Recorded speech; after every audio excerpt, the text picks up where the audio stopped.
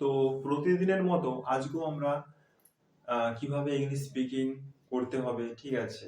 আমি এই যে সেন্টেন্স গুলো বলবো সেগুলো ছাড়াও তোমরা নিজেদের মতো করে সেন্টেন্স বানাবে, ঠিক আছে, এবং সেগুলা প্র্যাকটিস করবে। যেমন আমি আজকে কিছু কোশ্চেন বানিয়েছি, বেশি নয়, এক দুটো বানিয়েছি, তো সেরকম তোমরাও এরকম বানাবে, ঠিক আছে। তুমি আমি একটা উদাহরণ বলছি।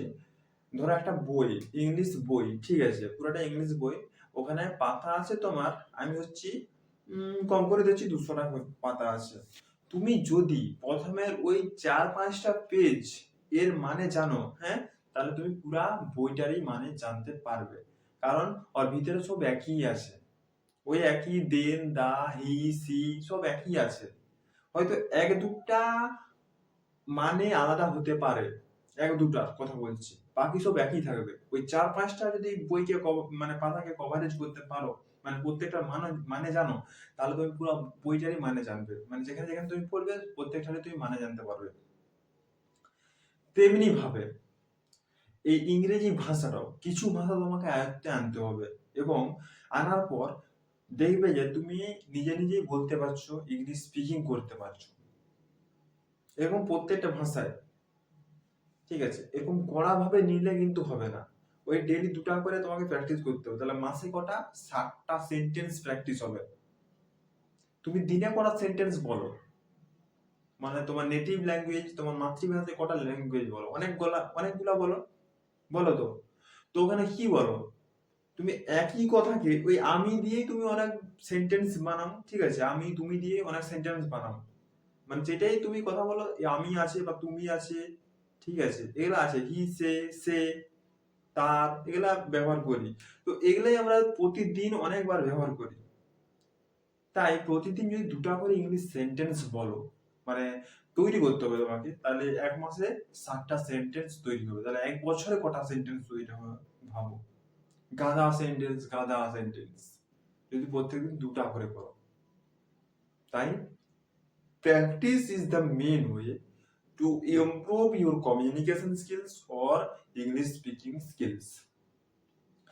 প্র্যাকটিস তোমাকে করে যেতে হবে টানা 6 মাস, মানে তোমাকে টার্গেট করতে হবে যে আমি 6 মাসের মধ্যে ইংলিশ স্পিকিং এই স্কিলটা শিখবো, মানে নিজের আয়ত্তে নিয়ে আসবো, মানে আমি কনফিডেন্টলি আমি ইংলিশ বলতে পারবো। এইটা নিজের মধ্যে আয়ত্তে আনতে হবে। আর ভয় করা চলবে না, ভয় করলে তুমি কোনো কিছু জিনিস শিখতে পারবে না। তুমি কেন ভয় করবে? হ্যাঁ, তুমি যখন কথা বলবে ভেবে চিন্তে বলো, অত তাড়াতাড়ি কথা বলার দরকার নেই। ও বলছে তাড়াতাড়ি, তুমিও বলছো না, বলার দরকার নেই। তুমি আস্তে আস্তে ভেবে বলো, কিন্তু ভেবে বলবে, সঠিকটাই বলবে। হ্যাঁ, আমি জানি যে ইংলিশ স্পিকিংটা এখন করতে গেলে, ঠিক আছে, সঠিকটা এখন হবে না, এখন একটু অসুবিধা হবে, তাই একটু আধটু ভুল হলেও সেটা মেনে নেওয়া যাবে, পরেটা ঠিক হয়ে যাবে। তো কিছু সেন্টেন্স আমি এখন বলতে চলেছি। যেমন ধরো, there is a one book beside the table. মানে কি, টেবিলের পাশে একটি বই আছে বা রয়েছে। তো এখানে দেয়ার কেন ব্যবহার করা হলো?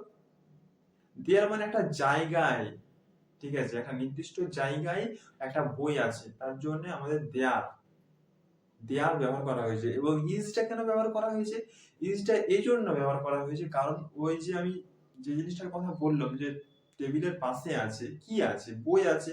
তো বই একটা আছে না বেশি আছে? যদি একটা থাকে তাহলে সিঙ্গুলার নাম্বার মানে ইজ হবে, আর যদি বেশি থাকে তাহলে প্লুরাল প্লুরাল তাহলে কি হবে, আর হবে।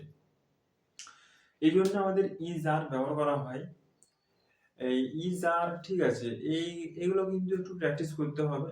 আর টেন্সটা তো মাস্ট চাই, টেন্সটা প্র্যাকটিস করতে হবে, কারণ আমাদের বাক্য গঠন করতে গেলে আমাদের টেন্সের ব্যবহার অবশ্যই জানতে হবে। টেন্সটা খুব একটা পড়া নয়, ঠিক আছে, 12টা টেন্স আছে, একটু প্র্যাকটিস করলেই, ঠিক আছে, 1 সপ্তাহ লাগবে, 1 সপ্তাহ ধরছি আমি, 1 সপ্তাহ প্র্যাকটিস করলে এটা তুমি আয়ত্তে নিয়ে চলে আসতে পারবে।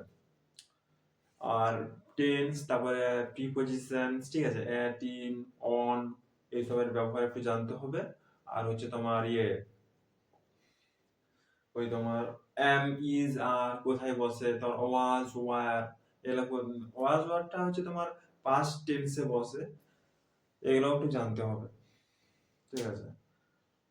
তো বেশি কিছু জানার দরকার নাই, গ্রামারের যে ভয়েস চেঞ্জ, ন্যারেশন চেঞ্জ জানতে হবে এমন কিছু নয়। যারা ভয়েস চেঞ্জ জানে না বা গ্রামার জানে না, তারা কিন্তু ইংলিশ স্পিকিং খুব ভালোভাবে করতে পারে। তুমি বলে কি করছো, ওরা না পড়ে তোমার থেকে অনেক ফ্লুয়েন্ট ইংলিশ স্পিকিং করছে। তো কিভাবে করছে?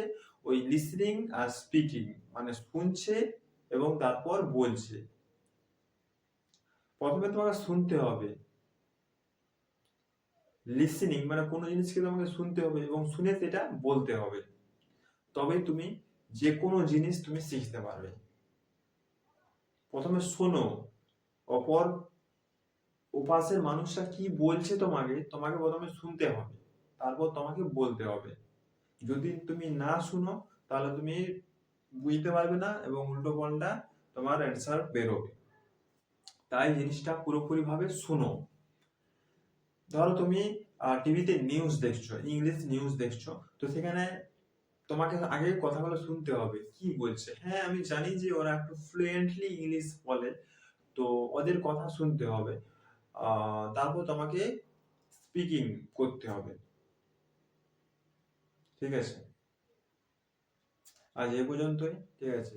এই দুটো সেন্টেন্স, ঠিক আছে, এগুলো প্র্যাকটিস করো, ঠিক আছে।